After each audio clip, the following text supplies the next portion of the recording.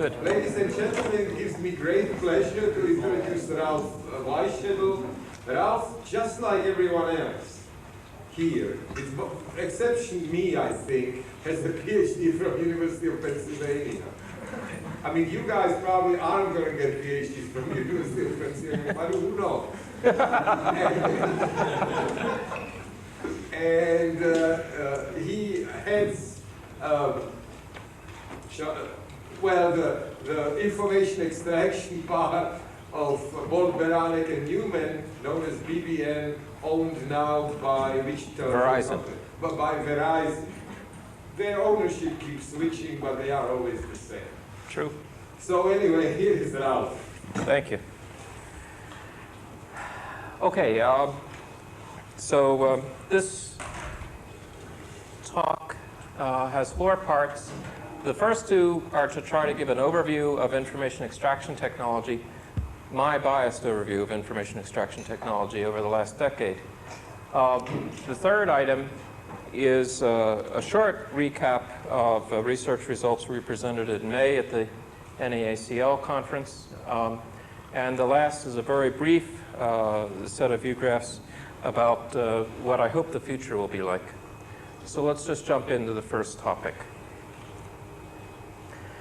The Message Understanding Conferences had a long history throughout the 90s, an important history, and there are essentially 4 tasks that I'm going to talk about from those conferences. They were affectionately known as MUC. They start from the very shallow named entity, where you're just recognizing and classifying names of people, organizations, and locations, to slightly deeper template element, little more deep template relations. Each of these builds, so template element assumes you've got the names and you're connecting them. Template relations assumes you've got the template elements, the entities, and you're finding relations between them. And then the deepest one was called scenario template, which was very complex. And I'm going to describe these in a little bit more detail now. So this is a simplified version of scenario template. In the early years, 91 and 92, a scenario template was defined about terrorism, recognizing terrorist events. And I've simplified this from the actual case. It's simplified, and we're just extracting strings, whereas in fact, of course, what you'd really like to extract is something deeper than those strings. But here, we're to look at Georgian leader Eduard Shevardnadze suffered nothing worse than cuts and bruises when a bomb exploded yesterday near the Parliament building. Officials investigating the bombing said they are blaming a group of people with plans of the Parliament building. And here are a set of slots. This is a terrorist event. Here are a set of slots, location, Georgia, date, etc. And one is to extract this information, item by item, from the text. And there are scoring procedures that are well developed for scoring a system that produces this output against the gold standard. Now, this kind of problem introduced a number of issues. So there is some inference that happens here. So, for instance, it's an inference, perhaps the correct one, perhaps not, that this terrorist event occurred in Georgia. We know that Eduard Shevardnadze is Georgian. Well, we don't necessarily know that it's the Georgian Parliament building. We're going to assume that.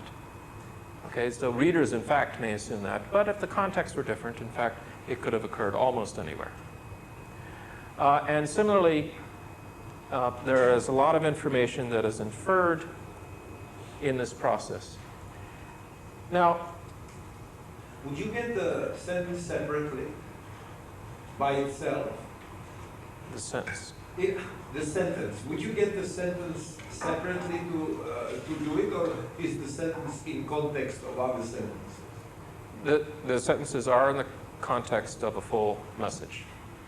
So, if in fact there was a headline, terror in Germany, you would not conclude that Parliament building is a Georgian Parliament building. You would in fact absolutely try to be able to. Absolutely. You are absolutely correct. Another question. Yes. So when you get this passage or just these 2 sentences, you also get along with it the template? Is that true that you need to find an instrument, that you need to find an engineer? The template structure is predefined, yes. So there's always an accuser and accused. The story may not mention an accuser and an accused. The template has The this. template has them. If there isn't one mentioned in the story, it should be left blank.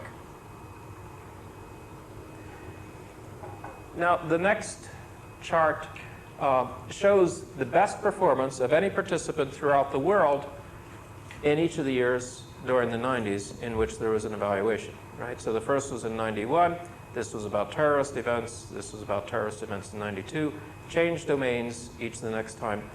And the scale does not matter too much. It's actually the F measure, the harmonic mean of recall and precision, which is a 0 to 100 scale. The striking thing to note about all those years where the best in the world are participating, that there's no discernible improvement in performance. Now, why? Is it? That's not just because the test got harder. It's not just that the tests got harder. In fact, some of the later tests were definitely easier than the earlier ones. Right.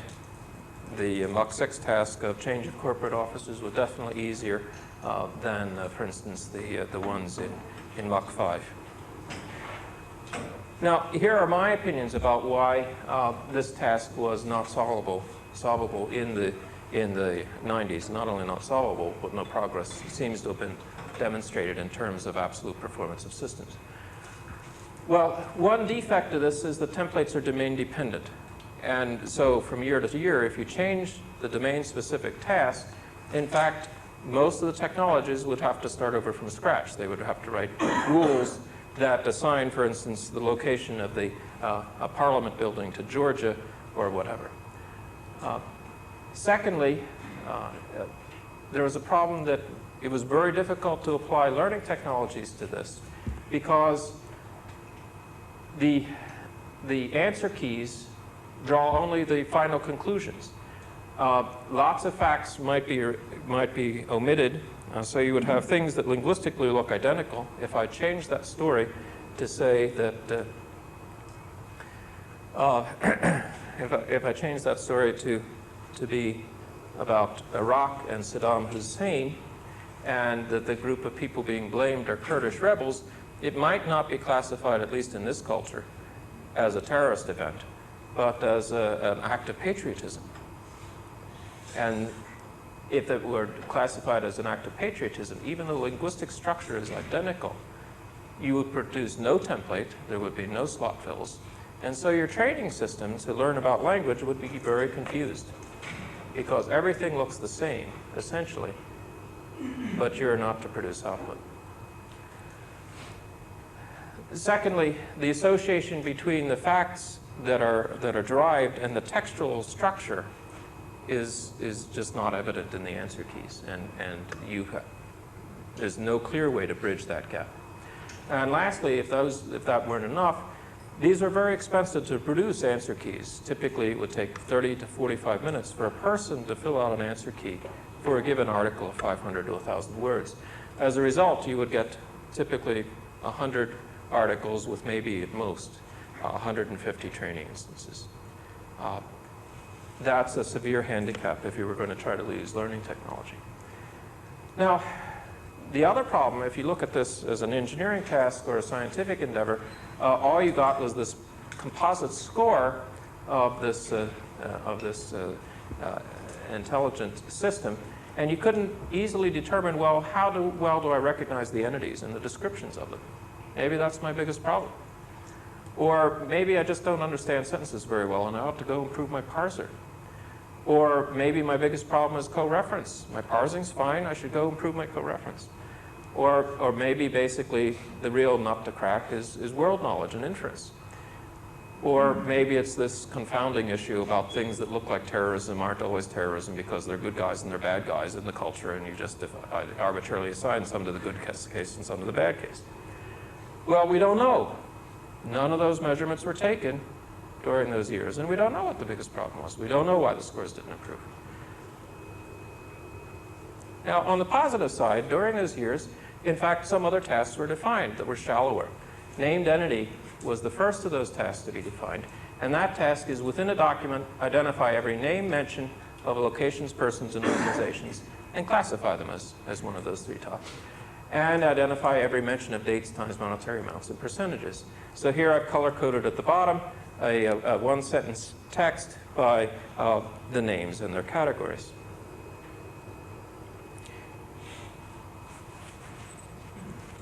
The next deeper task beyond that was template entities. Here, you find all the names of these three kinds of information, and you connect them all together so that you determine that Clinton in this article is the same as either Bill Clinton or Hillary Clinton or Chelsea Clinton in the context of the article. And you find one description of every organization or person and connect them up with the set of names for that entity. And lastly, you classify them. So here we have just a little snippet of 2 sentences, and you're supposed to recognize that Edwin Dorn and Dorn are the same individual in this document, that that individual is a person, that it's a civilian, and that a good description for that individual is Undersecretary of Defense for Personnel Readiness. Now, there are interesting things that you would note as you look at this.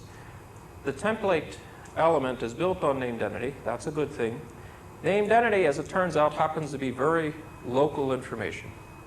In fact, you can do extremely well recognizing names and categorizing them, only looking 1 or 2 words around the name. Template entity happens to be a good candidate as something that's easily solvable for related reasons. It tends to be local information, and actually working on local information, you can get almost everything you need to know. Why? Because their names, seeing that Dorn is the same as Edward Dorn, is very predictable. You can do that about 90% accuracy using almost any intelligent technique. Because they are close to each other. That's right. They're string close to each other. And more than that. I mean, in first name, last name, or asymmetric, and you can probably take advantage of that. I don't know. Michael Jones would be. Not referred to as Michael usually. Our Michael Jones is not referred with Michael. Yeah, I don't know. Whatever. Doesn't matter. Yeah, I'm not sure that's an issue. I think this would work easily well in conversation. Finding descriptions, since you only had to find one description of that organization or person, actually that's very easy in newspaper or newswire text because you have so many of these positives. Positives like Edward Dorn, Undersecretary of Defense for Personnel and Readiness. So a lot of organizations and people are described by a positive. They're really easy to find. And as it turns out, you can get very good scores on this test because each of the things you have to do are very easy. Is it hard to figure out person civilian? Not at all, right? You look for a title like general, admiral, and if you don't see one of those titles, you say, gee, I think this is a civilian. Now, template relations also turned out to be an easy task compared to scenario template for the same kinds of reasoning, as it turns out, though it may not be obvious until you work on it. Template relations, it was only tested once. That was in Mach 7. You were to find 3 relations: who works for what organization, where an organization is located, and what an organization produces.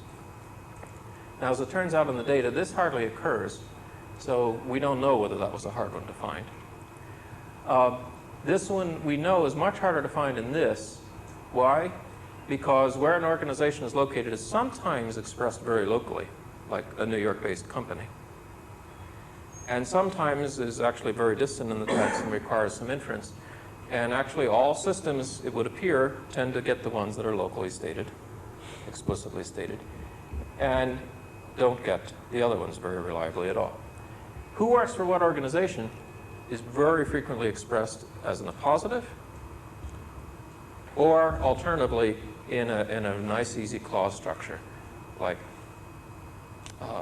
John was appointed CEO of IBM.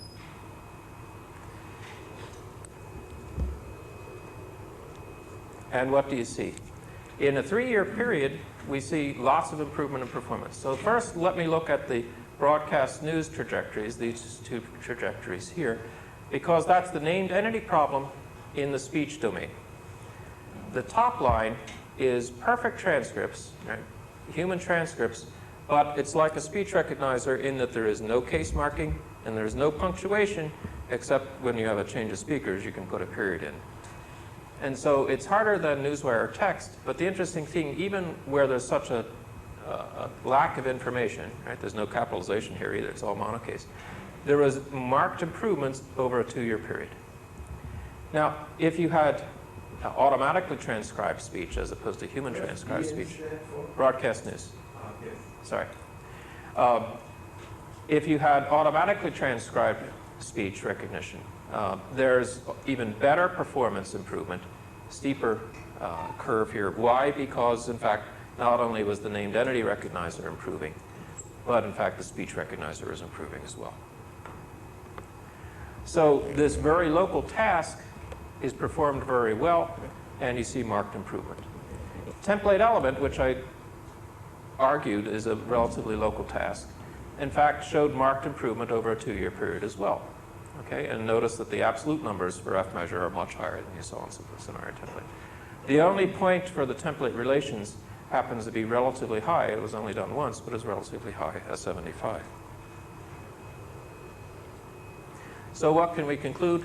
There's clear progress in named entity. There's promising progress in template element. There was a good start on 3 template relations, but the common theme, I believe, is in fact that the tasks which were heavily influenced, dominated by local information, people did well at, systems did well at, researchers did well with. And those that did not, there was poor performance and little improvement. So let me try to characterize the approaches that were used in one of 2 ways. So this is a large lumping into bins here. And to me, there are only 2 bins, 2 clusters. One is one could manually construct rules, or one could have used learning algorithms. Essentially, all the participants in information extraction used one of those 2 approaches. With manually constructed rules, the important fact is that new rules are written for each domain or each type of information to be extracted, each divergent source, each language. And an important subpoint to that is that you need an expert computational linguist to write those rules. So Who are the most successful in this domain? Who are the most successful? Actually, you're making a good point for me. So it's not any computational linguist with a PhD, actually, but there are a handful of people in the world who are the best. Who are the best? Well, we used to do this. I'm going to show you slides that. And when we used to do it, we were one of the best. SRA, SRI, NYU.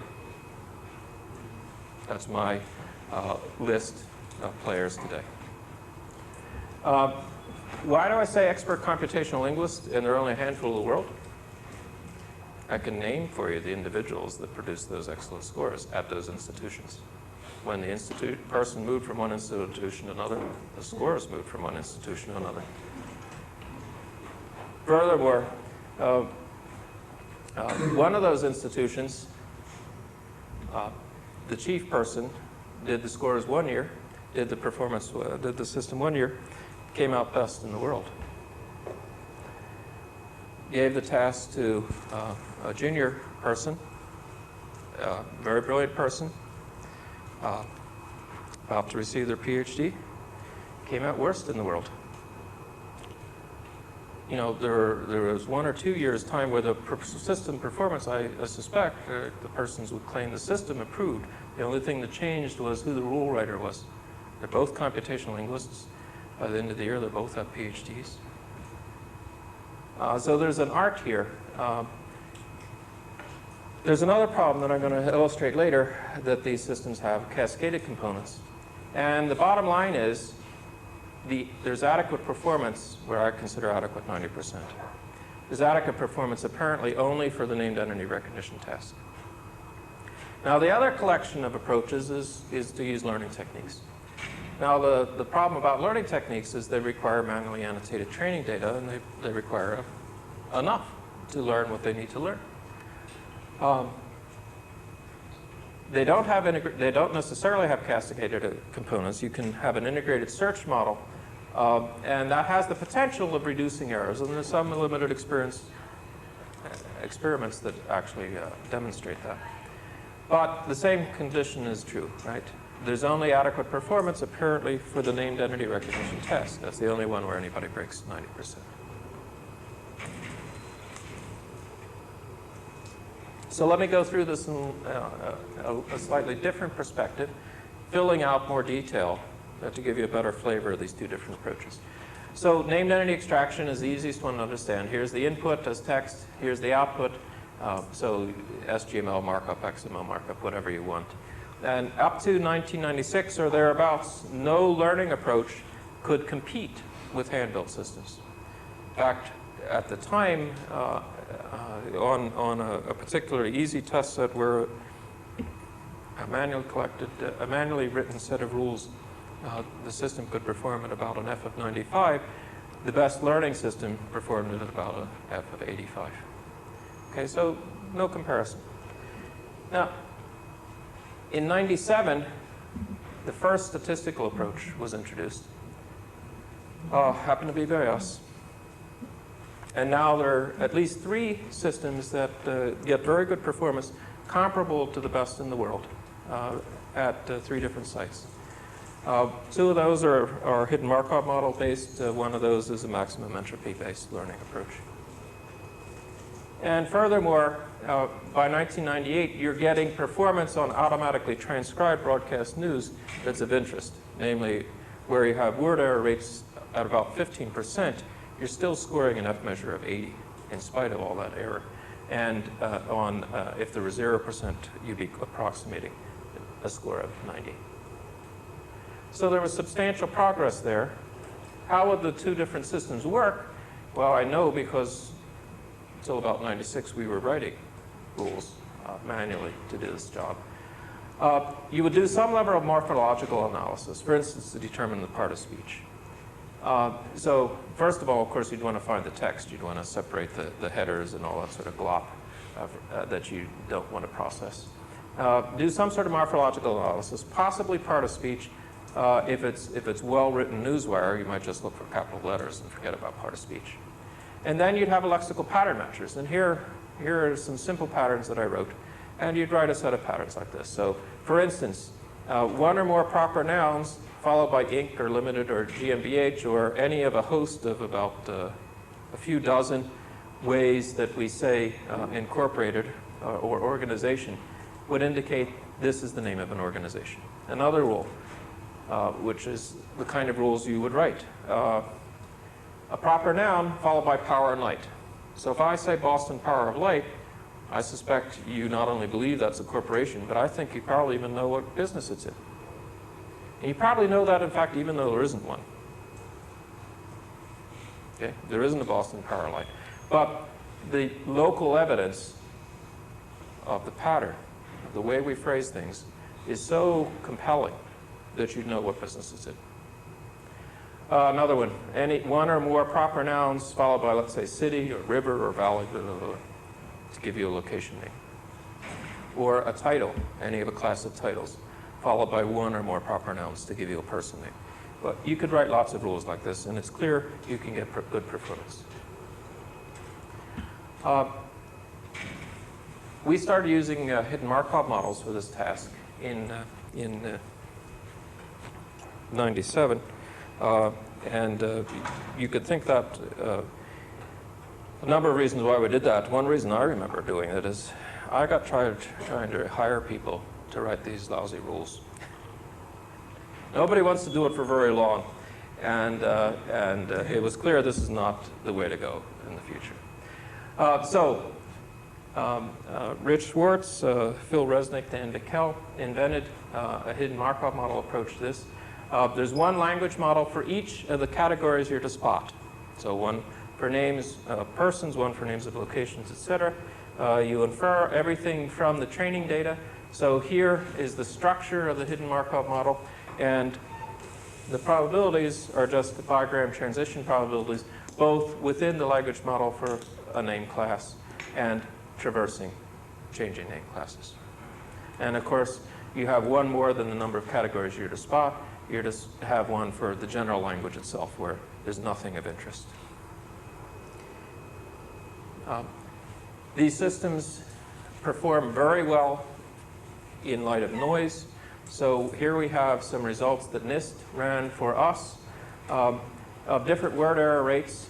So this is with a 0 transcription error, but you have no case, you have no punctuation. Numbers are written out as words. And we're getting about, what's that, 13% error.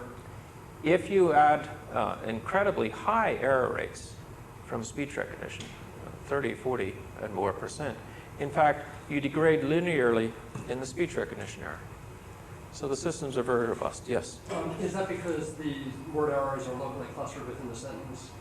So if you get part of the named entity wrong, you're likely to, if you recognize part of the named entity wrong, you're likely to recognize the whole thing wrong. If you recognize part of it right, you're likely to recognize all of it. That certainly explains why, even though the names are typically 1.7 words long, you don't have a compounding effect, yes. It's also because, in fact, local information is all you really need. So errors that aren't very close to the name just don't impact anything. This is different from some other results I've seen. How did they get this range here? Was this one system that was degraded? The named entity recognition system here is ours, 98. The Hub4 data is lots of different speech recognizer outputs that NIST had from the Hub4 98 evaluation. And they simply fed all of those different outputs to our system one at a time and measured the named entity recognition error. So doesn't Rich Schwartz say that there's no correlation now between named entity performance and word error rate? In other words, I've seen other plots where this was pretty much flat. Maybe No. It depends on the task.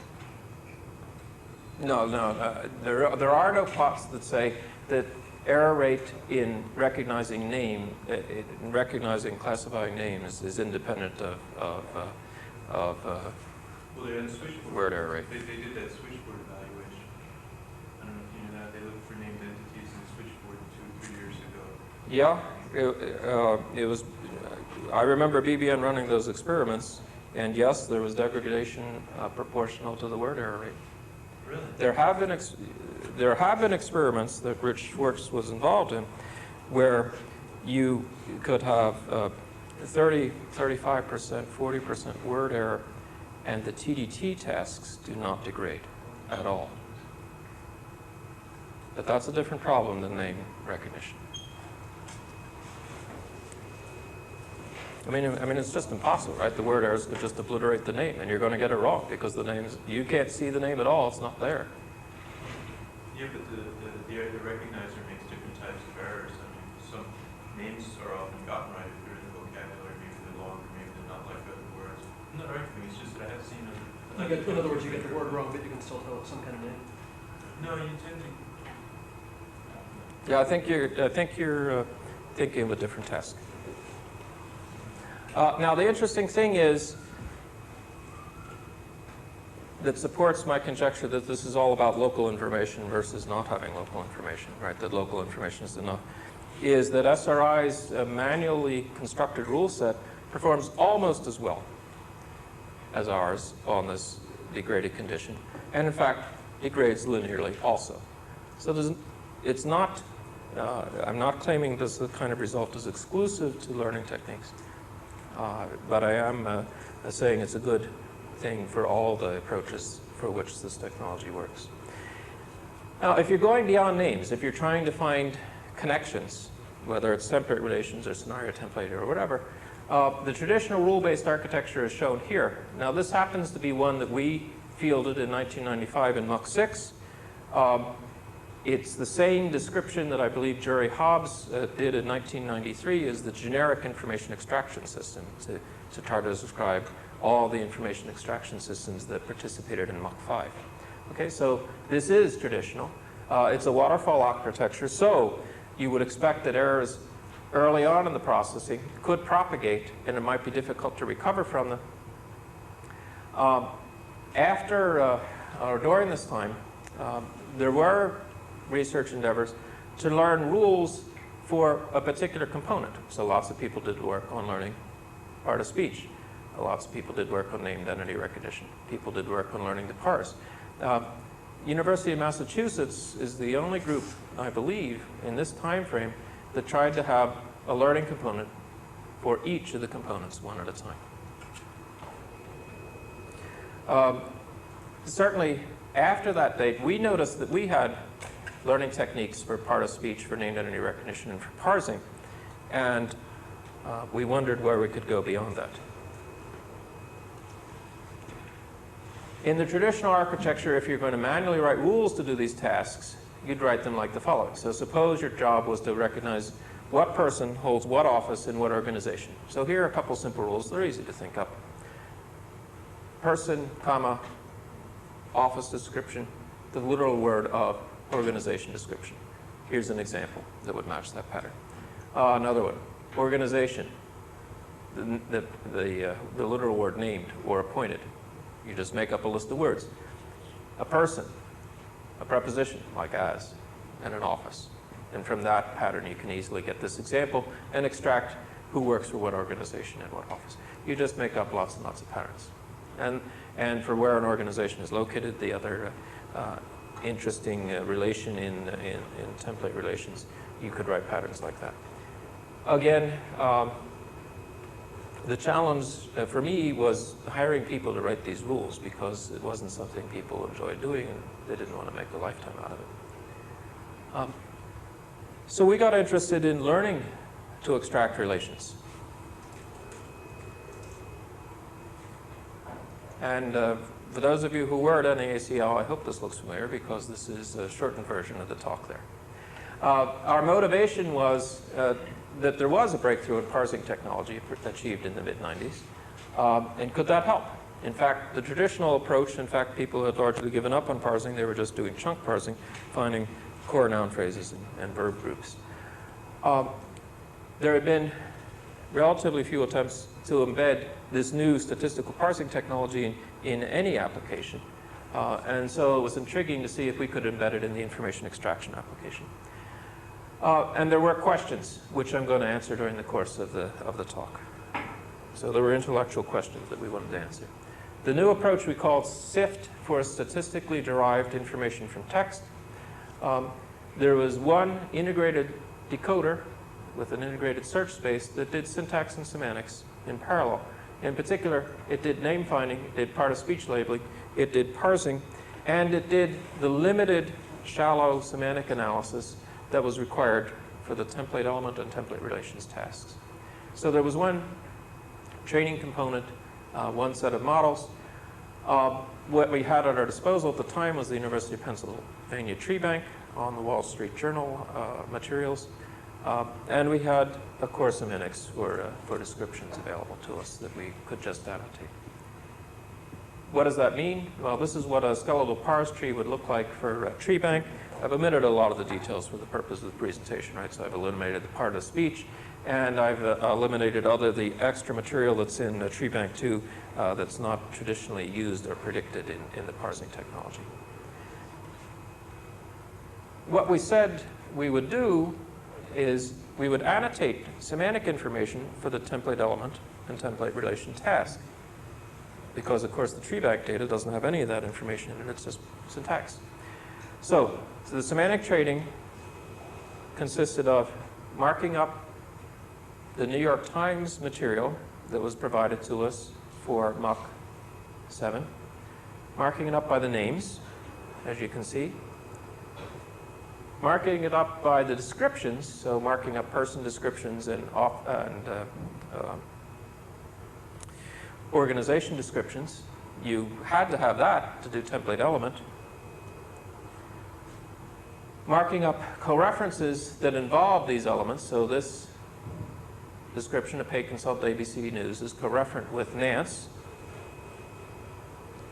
And lastly, marking up the employment relation between this person, this consultant, and the organization that's employing him as a consultant. Now I've changed color because I can easily imagine that this might be done on the Wall Street Journal material and might carry over to other domains. On the other hand, when it comes to relations, there are lots and lots of relations that people could be interested in, and I'm not sure a generic reference is all that useful. But descriptions of people and organizations and locations, I could imagine anything's going to want that. Now the trick is how you get those two sources of training data together. The first thing is to automatically augment the parse tree, because we have the parser, with the semantic information, because we've got to get the semantic information. Now, there are 5 classes of information. I've got a view graph next that illustrates some of those, but not all of them. So sometimes we have to add nodes to the tree bank parse tree because it's too shallow. So for instance, Lieutenant Commander Edwin Lewis, we have to recognize that Edwin Lewis is a name itself, and the Lieutenant Commander is an interesting title. And in the tree bank, this is all one shallow set of nouns connected together. So we have to introduce a node automatically into the parse tree to recognize these two subparts. For each of the nodes that's there, we have to attach semantics corresponding to the person's organizations and descriptions of them that are there. Sometimes we have to insert a node to identify the relation between entities. The relation may be there syntactically because one is modifying another, but the semantic information of how they're connected is not in the tree bank, so we have to add that. Where the relation is readily available, we have to mark the lowermost ancestor node of the two related entities if they're not modifiers of each other, right? So these two cases go together. They're just the opposite cases. And lastly, we have to add pointer semantics to intermediate nodes along the way. So for our Nance example that I showed you with the semantic annotation, here is the combined syntax semantics parse tree. Right, so we are adding information. So for Nance, it says it's not just a proper noun, but it's a person proper noun, a reportable person noun phrase, a person noun phrase, etc. We've added nodes that aren't in the parse tree, like person description of S-bar link, which is simply, in essence, a pointer carrying the semantic information that this Nance is connected to this person description, filling the role of person description of, right? But that node wouldn't be in the parse tree. We had to add it automatically. How do you have a, I mean, but that's just a uni link. Yes. Where is the addition, you know, when you said Lieutenant Commander or Edwin Lewis? This type of thing, is that here somewhere? No. No. No, I don't have anything that complex. So if it said... I'm talking about, there's a difference between, I don't know whether to call it subcategorization, but, you know, breaking up a rule into a tandem of several rules. Yes, though it's still mechanical. You can write a procedure to do it. Yes, I agree. I do not have examples of all the cases. That's right. One of the serious issues is, do we need to tree bank the New York Times data? Because the evaluation material was New York Times, which is a newswire source, not the paper. Excuse me, the rule would be that if the hand annotation broke something up into several components, then you have to add structure. If one syntactic unit, indivisible, had to be broken up into several semantic units, yes, we had to introduce structure that split. Yes, right. And that's the only time you split. Yes. Otherwise, you just either add a node or you attach the semantic designation to. Yes. So Mach 7 was on New York Times Newswire, which is more than just the New York Times. It's actually a few dozen newspaper sources. And it's actually not exactly like the Wall Street Journal. I mean, the Wall Street Journal has a clear style guide. The editors enforce it pretty rigidly. If you look at the data, you can imagine that they must be enforcing it pretty rigidly. And there, you know, if you're talking about a few dozen newspapers, there is no consistent style guide. And you might worry, gee, do I have to create parse training data for this new source? The answer is no, because of a clever idea that Scott Miller invented. So he was going to exploit the tree bank in the following way. So he trains a parser on the tree bank information. Then he runs that parser on the New York Times data on the semantically annotated part of the New York Times data. And the key thing is that he tells the parser, you cannot violate a boundary that's semantically marked. So the only parsers that it will consider are ones that are consistent with the semantic annotation. Therefore, he is getting unsupervised parsing data on the New York Times. Then those parse trees are automatically augmented by the same procedure. Now, with the automatically generated parse trees, automatically augmenting them by the semantic annotations, and now you have syntactically and semantically marked data for the New York Times source. And you use that as your training for Mach 7. How big is the new corpus? I don't remember. It's either 250,000 words or 500,000. Not much semantic language.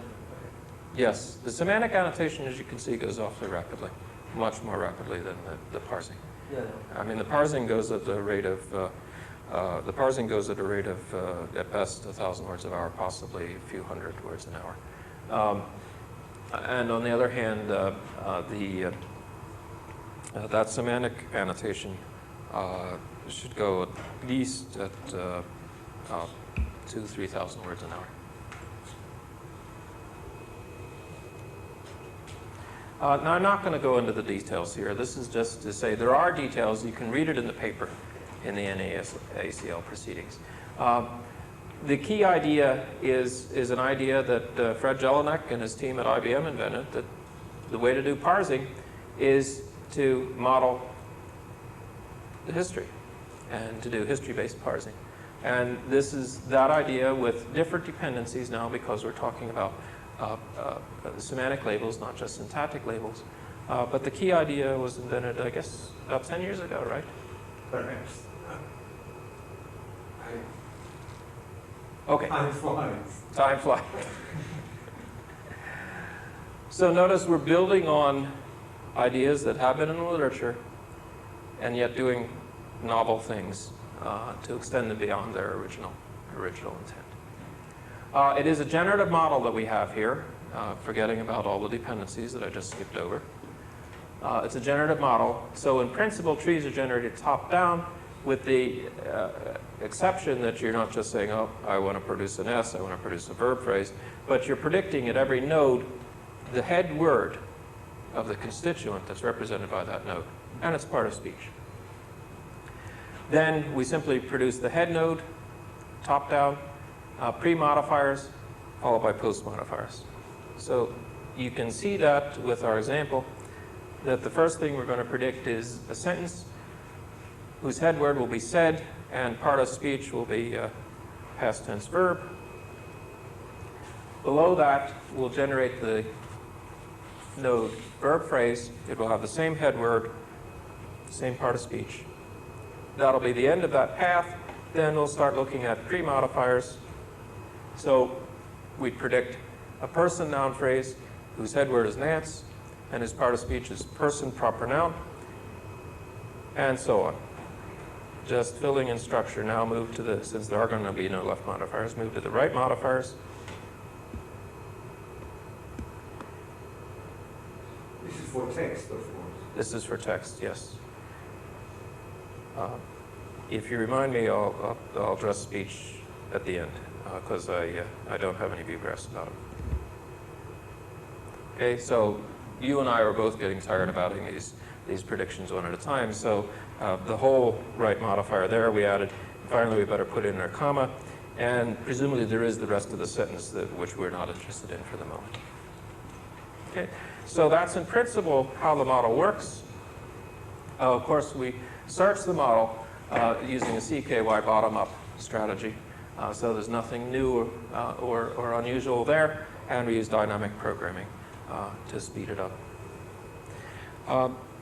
That's sentence level processing. Now, there are connections between sentences. As I said, you get most of your high score from the local information, but you better not, give up totally on the stuff that's not local.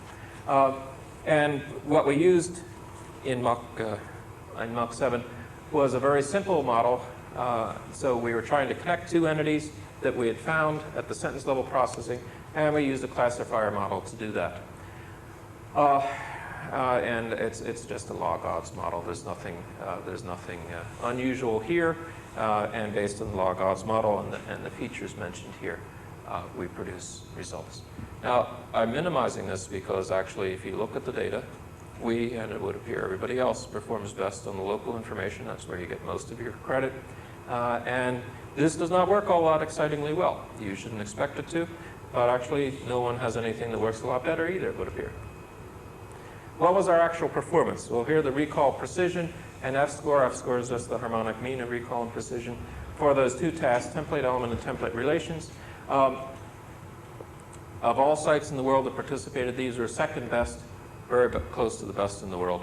And actually, except for those two sites, the others were significantly lower. They were rule-based, the ones who beat you? Yes. It's SRA. It's a matter of record. You can easily look it up. We tried to score ourselves on some of the individual tasks, going back to that. And for the Wall Street Journal material, we would get a 96 for part of speech accuracy. You may think that's not all that great because most people report results where the vocabulary is totally known. Of course, the vocabulary is not totally known in our test set here, and so this is actually a very good score for part of speech recognition. And the part of speech recognition is about 1 to 2%. I don't remember the exact numbers. About 1 to 2% better because we're doing the parsing at the same time, and so the part of speech labels are consistent with the parse that's found. These results don't look all that good for parsing Wall Street Journal. You should know that they're much better now. Of course, this was a measurement we did 2 years ago with the model 2 years ago. We're doing a little bit better now. We're at about 88 now. That's still not the best in the world, but we work on parsing about 2 or 3 weeks a year. We just improve it enough to do a little bit better because it's not the whole problem. Name finding, this is commensurate with the best in the world. There are only 1, 2, 3 groups, about 3 groups that perform this well.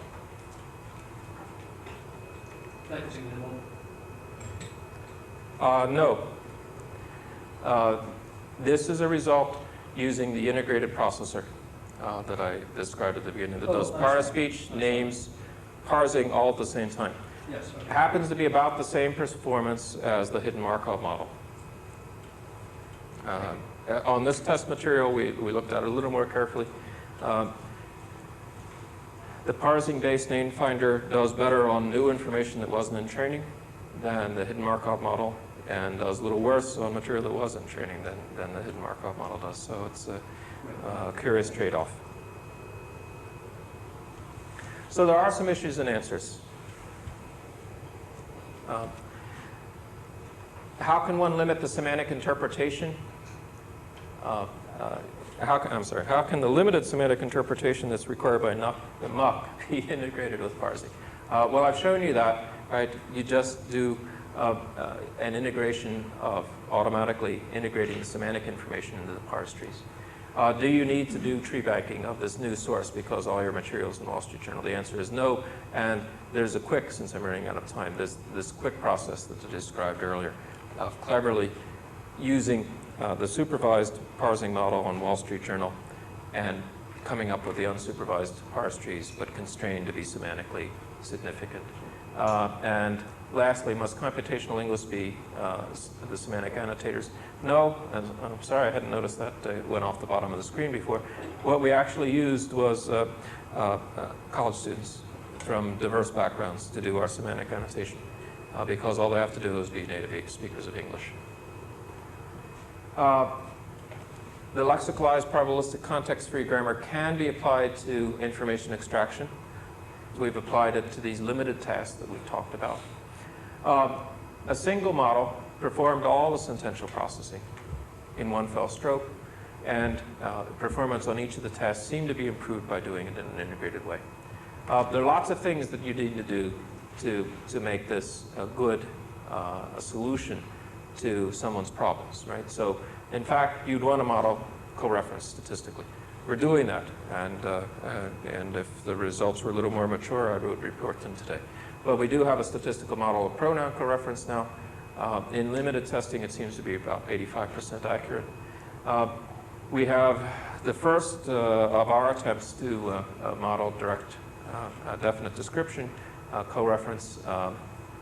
Don't have any performance measures, but we think it's much worse than that, just eyeballing. It's a much harder problem. Obviously, you'd want to get those scores way up, right? 70, 75% is just not good enough. You'd like to be able to track entities, facts, or events across time, across documents, across sources, even across languages. Of course, no one has done this effectively yet. In fact, it was never part of the MUC definition or any other formal evaluation. And obviously, you'd like to move on to robustly handling noisy input. So getting back to your question earlier, we have applied the parser technology to automatically transcribe speech where essentially you have whole speaker turns that you're parsing now. And we simply have a sliding window of about 50 words. So you parse 50 words, you move the window, you move the window, you move the window. And you choose the best of the set of parsers there. So that's an active area of research, information extraction on speech and OCR for us. The pronoun resolution, it's a generative model. I'm running out of time. Maybe I don't need to go into it for your sakes. But it's probably useful to talk about the future for a few minutes. Where do things stand? So named entity extraction is pretty mature at this point. Mature enough for technology transfer in multiple languages. Now you can buy products today, should you want to, for English, right? You can buy one from SRA. You can buy one in the text miner product from IBM. Microsoft has announced they will have name recognition embedded in the Microsoft Word in, I think, spring of next year. But in fact,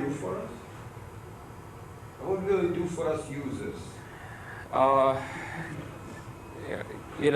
It will allow default or user-specified hyperlinks to whatever. What beyond that, I don't know. Okay, I'm not sure what people will do with it. It sounds like a corporate secret. Sounds like what, Bill? A corporate secret. Corporate. Yeah, well, on the other hand, I haven't tried to investigate. You know, I have not tried to ask them what people will do with it. But the technology is mature enough that actually it could be deployed in lots of languages at this point. It's mature enough that you can start to apply it to text that's been automatically transcribed, whether it's OCR material or speech material, as long as the speech and the OCR error rates are tolerable for your application. Now, fact extraction, on the other hand, getting these relations, et cetera, is essentially needing lots and lots of work by contrast to the named entity extraction. 70 to 75% isn't good enough. You'd like to get it up to 85 to 95%. 95 on Newswire or World Wide Web material. Let's say 85% if you have noisy input like speech or OCR. But we're nowhere near that. In terms of learning techniques, you'd like to reduce the training requirements from about 2 person months today. That's what we did for MUC 7, to about 2 person days, let's say. And lastly, you need to connect this information against databases so that you connect. You say training requirements, you mean that in 2 days the data on which we train will be produced? Right. Are we talking about that? That's my goal.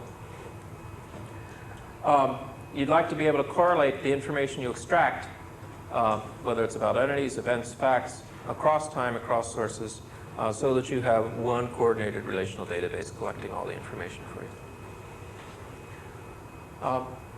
You know, what really had come out of the 90s, in my opinion, the most important things to me were results in learning algorithms, right?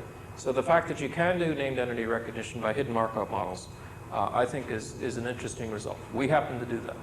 The fact that there are now high-quality statistical parsing techniques, I think, is a major innovation of the 90s. It was first done in Fred's group at IBM, and now several groups can do it. The fact that it looks like from results at Brown University, and we seem to be getting similar results, that you can do pronoun coreference with high reliability is potentially very important in this new decade. There are new ideas in co-training that Tom Mitchell developed at CMU that Ellen Ryloff has followed up on. This is potentially an interesting new area that has untapped major possibilities. Another innovation of the 90s that you can't forget is the fact of general training data. In this case, the tree bank has parsed trees, but now more information is being added to that. So we are marking pronoun coreference and should be able to release that by the spring, where pronoun coreference is third-person pronouns. The University of Pennsylvania is augmenting the tree bank by additional semantic labels so that you get a little bit deeper, a little less shallow in your semantic analysis, a little less shallow than just the surface parses. I think a recipe for progress was finally accepted by the computational linguistics community in the 90s that the speech recognition people and others had adopted earlier. That is that you make progress by identifying a corpus and annotating it, that you develop an appropriate model, that you apply some automatic learning techniques, that you have a recognition search algorithm to decode given that you've trained the model on this data, and that you do metrics-based evaluation so you have clear engineering results as to whether you're making progress and what's giving you that progress. Well, so our total vision would be that independent of the source, whether print or World Wide Web or conversation or news, that you can extract information from it based on a little bit of training. That's the difference in the size of the arrows. Based on a little bit of training, and you build this massive metadatabase of information so that you can, for instance, produce tables of who works for what organization or whatever tables you want, so that you can do link analysis to see who's connected to who and in what way. So you can produce timelines of information, of events, or geographically display the events. The possibilities, if you can understand and extract information, are endless, and I think our imaginations aren't good enough to imagine it yet. Questions? Phil? I'm curious about the requirement assumed that you have templates, that you know what you're looking for. It seems to me to be very reminiscent of work in the planning literature, where everything is wonderful and fine and dandy, so long as you have a plan library. And then there's one of these, and a miracle happens here as to where all these things are going to come from. So can you say something about about this in a real world context where you probably don't have a government agency saying, okay, all you guys are working on this template? Well, you know, I'm not sure what the future holds. So one possibility is that, you know, the dream of the 90s, which was not realized, is that John Q. Public gets one of these systems, defines the set of relations that matters for them, defines the database schema, writes some rules or annotates some data, and it works for John Q. Public. That everybody has their own database. Well, maybe that'll happen. But I'm not convinced that'll happen, and I'm not convinced that's the right model at all. Another approach would be that that someone, the government or Microsoft or someone who has lots of resources, says this is the ontology, and it's only got so many dozen concepts in it and so many dozen relations. But this is sort of core, and no matter what the source is, I want to get that information.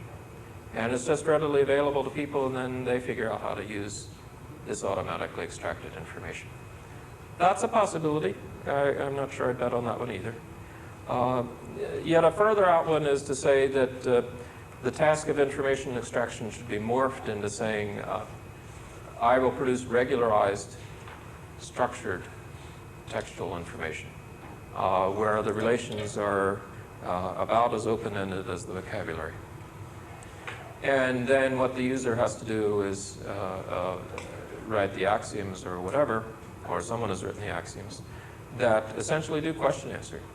That instead of having, I mean, this is the analogy. The analogy of information extraction in the 90s is sort of like having profiles and routing into folders or mailboxes based on your profile, right? And in this analogy would be like you go to ad hoc query.